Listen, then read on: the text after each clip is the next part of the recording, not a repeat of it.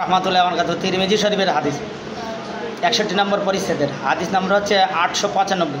হযরত Qutaiba রাহমাতুল্লাহ হযরত জাবির রাদিয়াল্লাহু আনহু বলেন যে আমরা হুদাইবিয়ার বছর রাসূল সাল্লাল্লাহু আলাইহি ওয়াসাল্লামের সাথে গাবীতে 7 জন এবং উটনীতে 7 জন করে অংশীদার হয়ে কোরবানি করেছি। হাদিস সুনানে তিরমিজি শরীফ। ব্যাখ্যা, এখানে গাবীতে বা গরুতে বা ষাঁড়ে বা বলদে বা গরুতে বা মহিষে 7 জন করে সর্বোচ্চ, আর আপনার উঠে সর্বোচ্চ 7 জন, এবার এর নিচে 5 জন 3 জন 1 জন করে করা যায়, আর বকরিতে 1 জন করে 1 জন। এটা মনে থাকে যেন, সমস্যা নেই। তো যেই দেশে যে পশু, যেমন আপনার রাশিয়ার এমন এমন কিছু দেশ আছে সেখানে গরু বা উট ইত্যাদি পাওয়া, সেখানে আবার বলগা হরিণ দিতে হবে, তারা সেটা করবে, সমস্যা নেই। পরিস্থিতির উপর নির্ভর করে সেই পশু।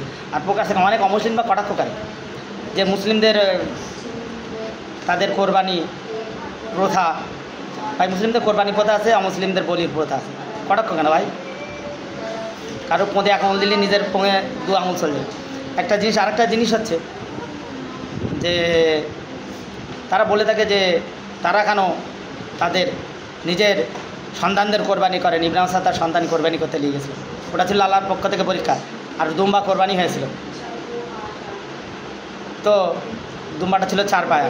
প্রকাশ থাকে যে 2 পায়ার জন্তু, মানুষ হোক, হাঁস হোক, মুরগি হোক, পোলট্রি হোক, ময়ূর হোক, 2 পায়া কোনো দিন কোরবানি করা যায় না, 4 পায়া কোরবানি করতে হয়। ওই দিন গরু, গাভী, মহিষ, উট, দুম্বা ইত্যাদি এগুলো কোরবানি হয়।